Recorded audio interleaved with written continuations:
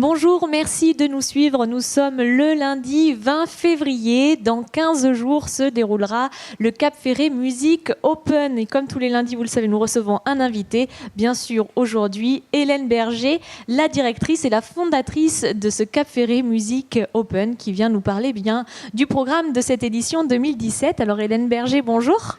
Bonjour Fanny. Alors c'est un événement de plus en plus attendu qui monte en puissance et en niveau, je dirais aussi d'année en année.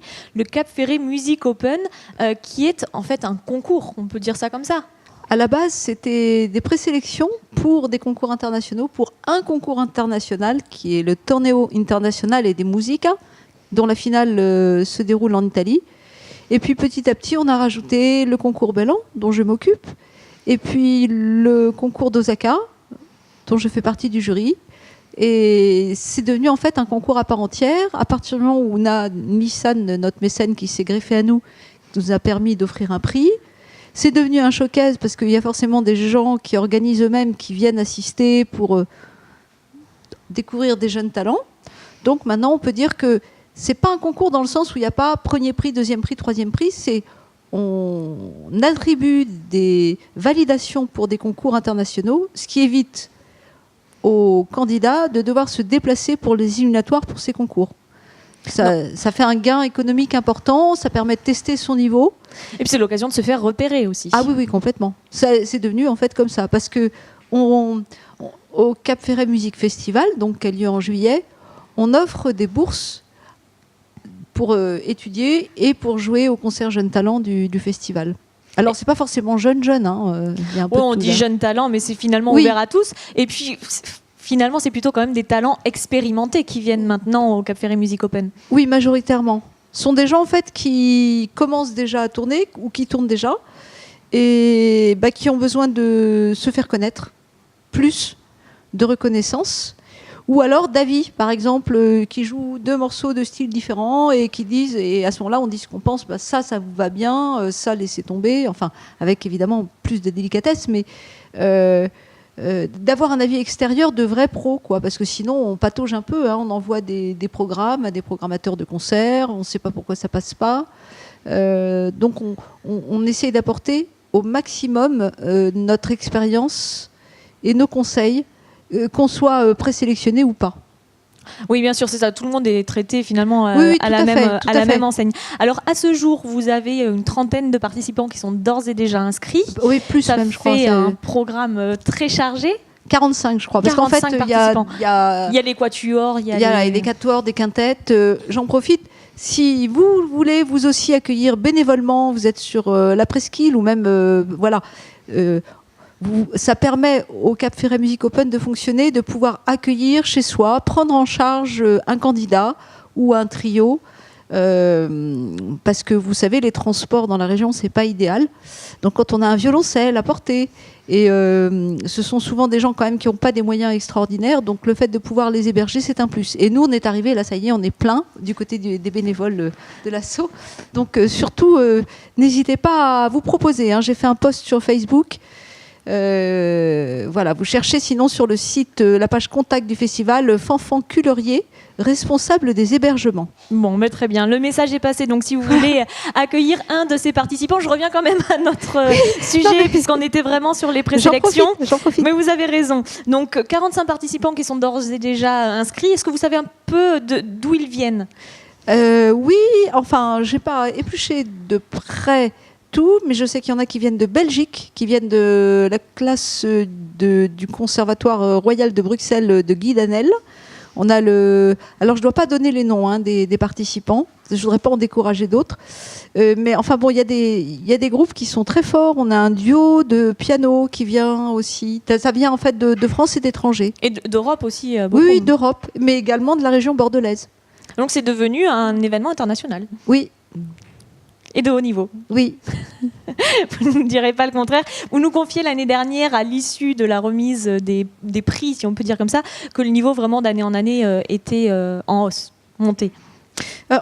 Majoritairement, ce sont des gens qui ont effectivement déjà un parcours solide, ou alors qui sont un peu à la frontière. C'est-à-dire qu'il y a des gens qui, à la suite de ça, comme ils vont discuter avec tous tous les membres des jurys vont réorienter ou se décider à finir leurs études avec un autre professeur en disant tiens, c'est vrai que si je travaille avec un tel, parce qu'on continue à étudier tard, hein, nous autres musiciens. Bah, tout phénomène Tanguy, finalement, non, voilà. Pas, oui, nous on travaille toute la vie. C'est pas une formation en continu. Non, si. toute notre vie, sinon on s'encroute, on devient mauvais, voilà. Donc majoritairement le niveau est très fort, et d'ailleurs on a de plus en plus de monde qui vient écouter les auditions, parce que nous avons 2 concerts, un le samedi à 18h, salle de la Forestière au Cap Ferret, un autre à 17h le dimanche, et sinon dans la journée, à part, il faut bien qu'on fasse manger quand même le jury, il y a des auditions qui commencent à partir de 10h, 10h30 le matin, et c'est une audition tous les quarts d'heure. Donc, au début, nous avions une dizaine de passionnés qui étaient là toute la journée, qui sont toujours là d'ailleurs. Maintenant, c'est plutôt l'année dernière, c'était étonnamment une petite centaine, enfin une cinquantaine, selon les horaires. Et évidemment, contrairement à tous ceux qui veulent aller à la plage, on est très content quand il pleut au moment de l'Open. C'est comme ça, on a plein de monde. Bon, le 4 et 5 mars, on n'est pas encore allé se baigner, donc vous n'avez aucune excuse. Venez donc participer si vous êtes musicien. Vous pouvez encore vous inscrire, quoi qu'il faut se dépêcher. Jusqu'à ce soir, parce que normalement, la date limite, c'était le 19 février. Et on prolonge jusqu'à ce soir, minuit. Bon, voilà. Donc dépêchez-vous si vous voulez participer. Et puis si vous êtes spectateur, donc appréciez de la musique de très haut niveau. On a quel style? Quels styles sont admis? Tous. Alors, je vous en supplie, si vous faites du jazz, vous hésitez. Non, n'hésitez pas, parce que là, on a quand même une grande majorité de classiques. Mais on a Jean-Jacques Quesada qui se joint au jury, qui est directeur du très grand festival Jazz and Wine. Donc vous vous doutez que quand il y a des organisateurs de concerts, c'est aussi... Il peut y avoir des pistes très intéressantes par la suite. D'autres membres du jury à oui, citer? Alors écoutez, je ne voudrais pas en oublier parce qu'on devient un peu nombreux. C'est une rencontre aussi professionnelle entre nous qui est intéressante. Donc il y a le jury qui écoute toutes les présélections, samedi et dimanche. Et il y a le jury qui se rajoute sur en quelque sorte la finale. Le dimanche à 17h, il y a le concert des présélectionnés en première partie de l'opus 333, donc c'est quelque chose qui va durer 45 minutes à peu près, où là se greffent d'autres personnes, dont Laurent Gignoux, directeur du pôle sub de Bordeaux-Aquitaine, PESMD, musique et danse. Il y a également Laurent Croisier, qui s'occupe de communication au Grand Théâtre. Voilà. Il y a également Damien Soringue, qui, lui, a repris la direction artistique de l'ensemble orchestral de Bordeaux. Il y a Pierre Dutot, qui devait venir sur les 2 jours, mais en fin de compte, qui peut venir que le dimanche, parce qu'il a un très gros engagement. Voilà. Et sinon, sur le jury des deux journées, c'est-à-dire les présélections proprement dit, il y a le jury fondateur, Hervé Alexandre, qui est le président du jury, le co-directeur artistique, qui est secrétaire général de l'École des Beaux-Arts de Bordeaux et l'ancien directeur du CRR, de conservatoire de région régional. Voilà. Il y a également Hye-Young Park, qui est directrice des présélections du concours d'Osaka à Séoul et à Paris. Il y a également Rémi Guillard, donc mon collègue qui est le président du jury du concours Bellan. Il y a également Thibaut Desquilbec, qui est l'ancien directeur de la FNAPEC. J'en oublie. On ne peut pas tous les citer, mais bien sûr, on vous invite peut-être à aller directement sur le site internet. Tout à fait. Non, mais voilà, je voulais faire un exercice de mémoire, vous savez, pour les pianistes, c'est très important. Le programme, bien sûr, puisqu'on le rappelle, donc au-delà de ces présélections qui, on comprend, pour les musiciens, représentent un enjeu assez important, avec un jury de pointure, on l'aura compris. Pour les spectateurs, il y a aussi 2 temps forts. Ce seront, vous les évoquiez, les 2 concerts. Donc le samedi à 18h, le dimanche à 17h, avec la première partie qui sera donc avec les présélectionnés du week-end. On vous invite bien sûr à y participer. Ce sont des concerts payants? Non, tout est gratuit. Alors les 2 concerts sont complètement gratuits. En revanche, nous avons mis en place, on a privatisé avec l'accord du BA une navette pour tous ceux qui viennent de La Teste, Arcachon, Gujan, où ça fait une trotte, et en plus c'est le dernier week-end des vacances scolaires de la Nouvelle-Aquitaine. Il risque d'y avoir du monde sur la route. Il risque d'y avoir du monde, donc nous avons une navette retour UBA, Et j'ai mis en place la billetterie avant-hier. Donc en revanche, comme vous savez, on n'a pas réservé 50 navettes, hein. On en a réservé une, elle peut aller jusqu'à 60 personnes. Très bien.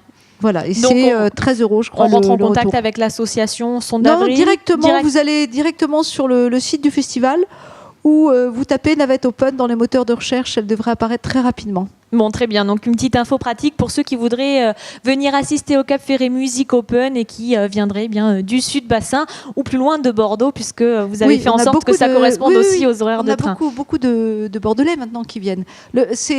Alors, si vous voulez donc venir, on est vraiment ravis. Vous allez voir, il y a une super ambiance. C'est vraiment des bons musiciens.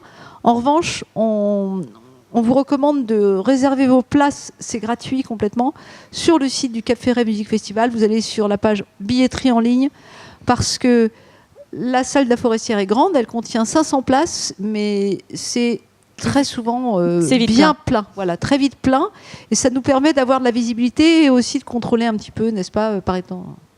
Très bien.